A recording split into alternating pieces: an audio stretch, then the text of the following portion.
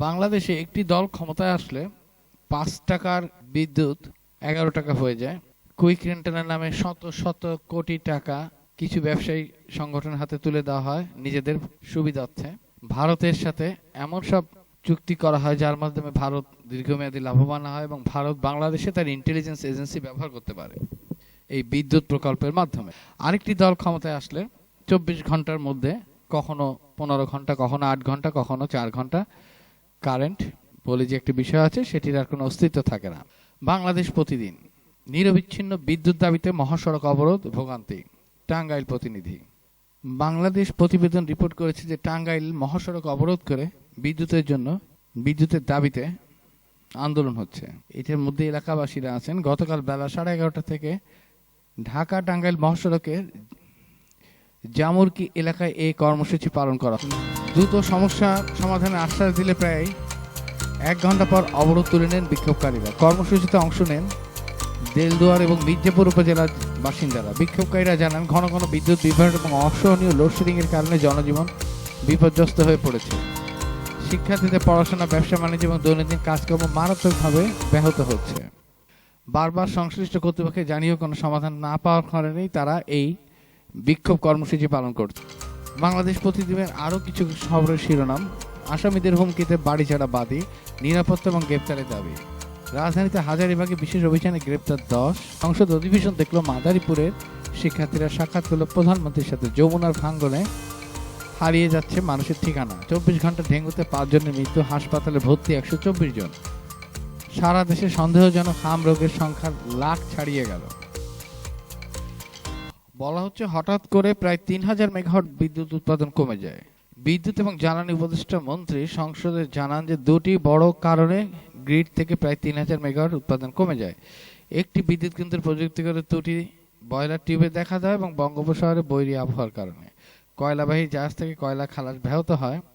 একটি কয়লা ভিত্তিক বিদ্যুৎ কেন্দ্রের ইউনিট বন্ধ হয়ে যায়। এর ফলে ঢাকা সহ দেশে বিভিন্ন স্থানে লোডশেডিং শুরু হয়। এই লোডশেডিং তো মাসের শেষে বা মাসের প্রথমে প্রতিবারই হচ্ছে। এক এক সময় এক এক বক্তব্য আসে। সরকার বলছে পরিস্থিতি উন্নতি হয়েছে। আজ সংসদে জানানো হয় যে বন্ধ থাকা দুটি ইউনিট আবার চালু হয়, উৎপাদন বেড়েছে। বর্তমানে উৎপাদন প্রায় ১৪,৫০০ মেগাওয়াট, চাহিদা ১৪,৮৩৯ মেগাওয়াট, ঘাটতি নেমে এসেছে ৩৩৯ মেগাওয়াটে। ফলে লোডশেডিং এর পরিমাণ কমে যাবে বলে আশা করা হচ্ছে। তবে মাঠ পর্যায়ের চিত্র কিন্তু সম্পূর্ণ ভিন্ন। কিছু সংবাদ মাধ্যম জানিয়েছে বিশেষ করে গ্রামীণ এলাকায় লোডশেডিং এখনো তীব্র। গ্রামীণ এলাকায় লোডশেডিং তীব্র, প্রায় ২,০০০ থেকে ৩,০০০ মেগাওয়াট পর্যন্ত ঘাটতির প্রভাব পড়ছে বলে প্রতিবেদনে উল্লেখ করা হয়েছে এবং জ্বালানি সংকট, কয়লার ঘাটতি এবং গ্রীষ্মের উচ্চ চাহিদাকে এর অন্যতম কারণ হিসেবে উল্লেখ করা হয়েছে। কালের কণ্ঠে বরেণ্য চিত্রশিল্পী মোস্তফা মনোহরের মৃত্যুতে রাষ্ট্রপতি শোক। মোস্তফা মনোহর একজন চিত্রশিল্পী ছিলেন। তিনি ভালো গান গেতেন। তিনি টিভিতে শিশুদের জন্য অনুষ্ঠান করতেন। তিনি শিশু সাহিত্যিকও ছিলেন। অনুসারী হয়ে নিজেকে বিক্রি করে দেননি। ২১শে পদকপ্রাপ্ত বিশিষ্ট সাংস্কৃতিক ব্যক্তিত্ব এবং বরেণ্য চিত্রশিল্পী মোস্তফা মনোহরের মৃত্যুতে গভীর শোক ও সমবেদনা জানিয়েছে বর্তমান রাষ্ট্রপতি চুপ্পু। মানবজমিন একটি রিপোর্ট করেছে। রিপোর্টের শিরোনামটি হচ্ছে তিস্তা প্রকল্প নিয়ে ভারতের উদ্বেগের জবাব দিল চীন।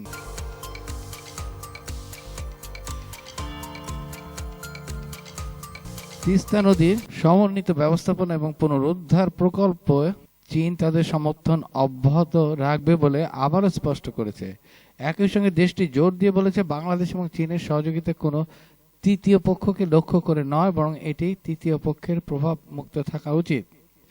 বেইজিং এক সংবাদ সম্মেলনে ভারতের উদ্বেগ সম্পর্কিত এক প্রশ্নের জবাবে চীনের পররাষ্ট্র মন্ত্রণালয়ের মুখপাত্র জিয়াকুন বলেন যে আমি জোর দিয়ে বলতে চাই যে চীন বাংলাদেশ সহযোগিতা কোনো তৃতীয় পক্ষকে লক্ষ্য করে নয়।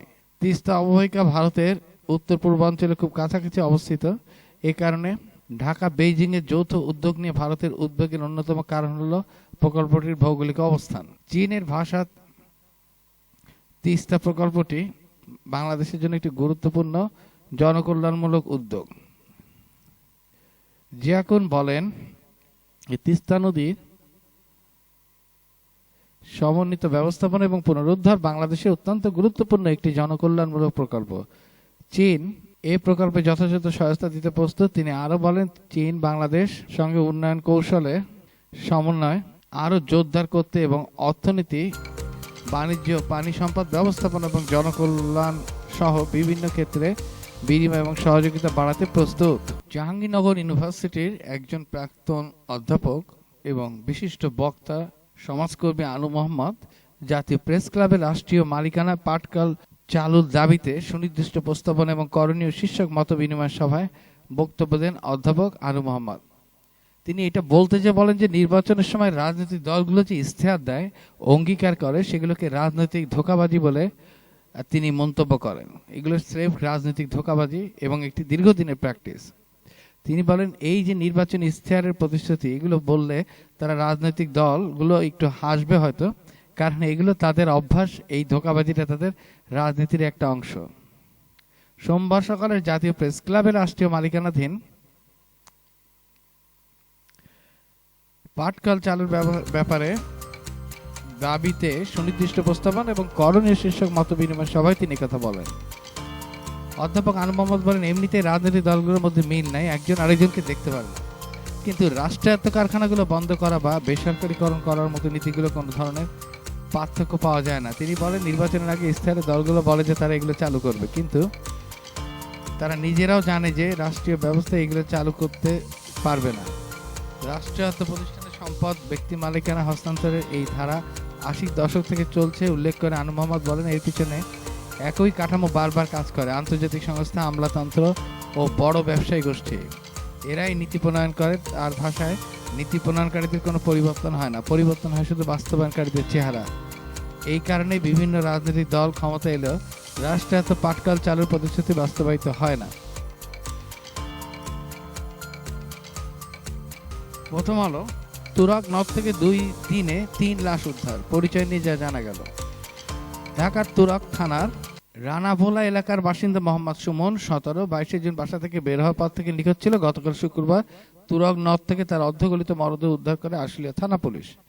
দুপুরে অর্থাৎ গত শনিবারে রানাভোলা এলাকায় সুমনের ভাড়া বাসে সুমনের বাবা আলম, মা ও বোন বসে আছেন। ছেলেকে হারিয়ে বাবা মা শ্বাস বাকরুদ্ধ, কথা বলতে গেলেও চুপ থাকেন তারা। সান্ত্বনা দেওয়ার পর কথা বলেন, তবে অধিকাংশ প্রশ্নে চুপ থাকেন। সুমন 22 তারিখ থেকে নিখোঁজ ছিল কিনা এমন প্রশ্নে কোনো উত্তর দেননি। আত্মীয় স্বজনরা কোনো কিছু জিজ্ঞেস না করতে অনুরোধ করেন। নিখোঁজ ছিল এতটুকু উত্তর দিয়ে তারা জানান যে শুক্রবার খবর পেয়ে তারা লাশ নিয়ে আসেন। মোবাইল থেকে সুমনের সব ছবি ডিলিট করে দেওয়া হয়েছে। বাসায় থাকা ছবিগুলো ছিঁড়ে ফেলা হয়েছে। সুমনের মোবাইল ভেঙে ফেলা হয়েছে। সন্তান হারানোর মানসিক যন্ত্রণা বাড়বে তাই কোনো স্মৃতি রাখা হয়নি। এক পর্যায়ে ফেসবুকে সুমনের আহমেদ চৌধুরী ইংরেজিতে নামের একটি আইডি দেখানো হলে সেটি সুমনের বলে নিশ্চিত করেন পরিবারের সদস্যরা। সুমনের মরদেহ উদ্ধারের পর থেকে আওয়ামী লীগের নেতাকর্মীদের ফেসবুক পেজ এবং আইডি থেকে প্রচার করা হয় যে তুরাগ থানা এলাকায় আওয়ামী লীগের প্রতিষ্ঠা বার্ষিকীর মিছিলে বিএনপির নেতাকর্মী পুলিশের হামলার পর 7 জন নেতাকর্মী নিখোঁজ এবং 3-4 জনের মরদেহ তুরাগ নদ থেকে উদ্ধার করা হয়েছে। তবে এসব তথ্য সম্পূর্ণ ভিত্তিহীন এবং গুজব বলে জানিয়েছে বাংলাদেশ পুলিশ। আজ শনিবার সন্ধ্যায় পুলিশ সদর দপ্তরে এক সাংবাদিক বিজ্ঞপ্তিতে বলেছে যে তুরাগ নদে ভাসছে আওয়ামী লীগ ছাত্রলীগের 7 নেতাকর্মীর লাশ। শিরোনামে সামাজিক যোগাযোগ মাধ্যমে ভিত্তিহীন তথ্য প্রচার করে জনমনে বিভ্রান্তি ছড়ানোর অপচেষ্টা চালানো হচ্ছে। প্রকৃতপক্ষে এই ধরনের কোনো ঘটনার খবর পাওয়া যায়নি।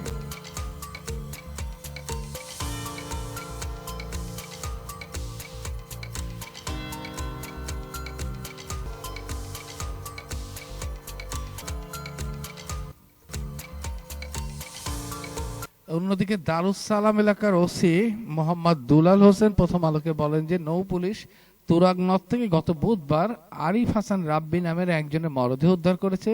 ওই ঘটনায় নিহত ব্যক্তি চাচা মোহাম্মদ আরশাদুল ইসলাম বাদী হয়ে একটি অপমৃত্যু মামলা দায়ের করেন। আরিফ রানাভোলা এলাকার বাসিন্দা। আরিফের চাচা মোহাম্মদ আরশাদুল ইসলাম প্রথম আলোকে বলেন, 22 জুন বেলা 11টার দিকে বাসা থেকে বের হয়ে যায় আরিফ। ওই দিন বিকাল 4টার একটু আগে মোবাইলে মায়ের সঙ্গে কথা হয়েছিল তার। এরপর থেকে নিখোঁজ ছিল। গত বুধবার তুরাগ নদ থেকে লাশ উদ্ধার করা হয়। সে যে রাজনীতি আওয়ামী লীগ করতো আমরা জানতাম না। মৃত্যুর পর কয়েকজন ভিডিও ছবি দেখানোর পর জানছি যে রাজনীতির সঙ্গে সম্পৃক্ততার কথা। আমরা জানি না কিভাবে সে মারা গেছে। মামলা করতে চাইনি, একটা নিয়মের মধ্যে দিয়ে যেতে হয় তাই মামলা করছি। বৃহস্পতিবার গ্রামের বাড়ির রংপুরে তার মরদেহ দাফন করা হয়েছে। সাঁতার খুব একটা ভালো পারত না আরিফ। অন্যদিকে আরেকটি খবরে দেখা যাচ্ছে যে 24শে জুন সকালে আরিফ নামের একজনের মরদেহ উদ্ধার করা। এই দিন দুপুরে দিয়াবাড়ি ঘাটে কয়েকজন একসঙ্গে গোসলের সময় রনি মোল্লা নামের একজন ডুবে যায়। অন্যরা ঘণ্টাখানেক চেষ্টার পর তাকে মৃত অবস্থায় উদ্ধার করে। রাজধানী মণিপুর মোল্লাপাড়ার বাসিন্দা রনি মোল্লার বাবা কফিল উদ্দিন মোল্লা প্রথম আলোকে বলেন, উত্তরা দিয়াবাড়ি এলাকায় একটি হোটেলে কাজ করতেন রনি। 24 জুন রনির মৃত্যুর খবর পেয়ে ঘটনাস্থলে গিয়ে জানতে পারি গোসল করার সময় তিনি মারা গেছেন। হোটেলের লোকজন জানিয়েছে ওই দিন সকালে রনি হোটেল থেকে বেরিয়েছিলেন। তিনি আরো বলেন, রনির মানসিক একটু সমস্যা ছিল, যখন মন চাইতো এদিক সেদিক চলে যেত। ধর্ষণের ঘটনার 43 দিন পরও বিচার না হয় জাহাঙ্গীরনগরে রানী শিক্ষার্থীদের মশাল মিছিল। জাহাঙ্গীরনগর বিশ্ববিদ্যালয়ের এক ছাত্রীকে রাস্তা থেকে টেনে হিঁচড়ে নিয়ে ধর্ষণ চেষ্টার ঘটনায় 43 দিন পার হওয়ার পরেও এর কোনো বিচার না হওয়ায় তদন্ত কমিটির প্রতিবেদন প্রকাশেও প্রশাসনের টালবাহানা এবং অস্বচ্ছতার অভিযোগ তুলেছেন শিক্ষার্থীরা। এই প্রতিবাদে মশাল মিছিল করেছেন একদল নারী শিক্ষক।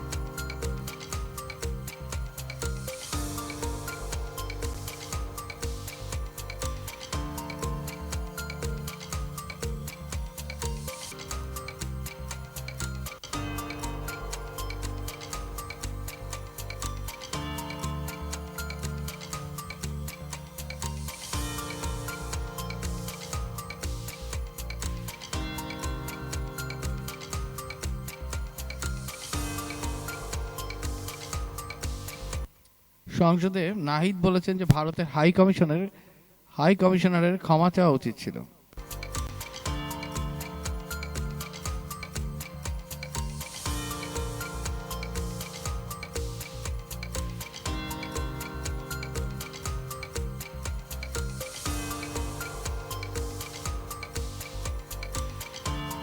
নাহিদ ইসলাম বলেন যে বাংলাদেশের সঙ্গে নতুন সম্পর্ক গড়তে হলে ভারতকে মর্যাদা এবং সমতার ভিত্তিতে এগোতে হবে।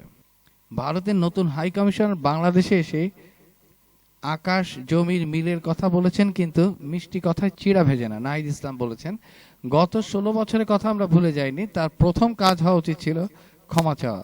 আওয়ামী লীগকে প্রত্যক্ষ পরোক্ষভাবে ক্ষমতায় টিকিয়ে রাখতে ভারতের ভূমিকার জন্য এবং জুলাই গণ অভ্যুত্থানের গণহত্যা অভিযুক্ত শরীফ ওসমান হাদির হত্যাকারীদের ভারতে আশ্রয় দেওয়ার জন্য। সীমান্ত হত্যা এবং পশিন ইস্যু তুলে ধরে নাহিদ ইসলাম বলেন, বর্তমান সরকার দায়িত্ব নেওয়ার পর সীমান্তে 10 জন বাংলাদেশি কে ভারতীয় সীমান্তরক্ষী বাহিনী হত্যা করেছে। একই সঙ্গে অবৈধ বাংলাদেশি দাবি করে লোকজনকে বাংলাদেশে ঠেলে দেওয়ার চেষ্টা চলছে। তিনি অভিযোগ করেন, এই বিষয়ে সংসদে আলোচনা করতে চাইলেও সেই সুযোগ দেওয়া হয়নি।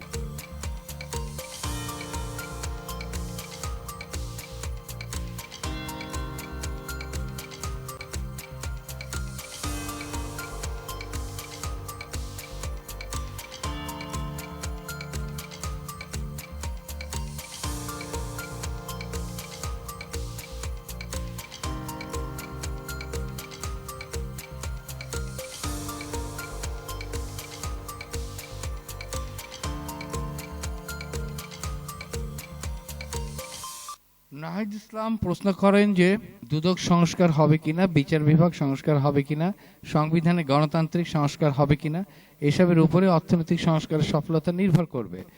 সাংবিধানিক সংস্কার কমিশনের কথা বলা হয়েছিল, অর্থনৈতিক সংস্কার কমিশনের কথাও বলা হয়েছিল, সেগুলো কোথায়? এগুলো কি জাতির সঙ্গে প্রতারণা নয়? ইসলাম তার বক্তব্য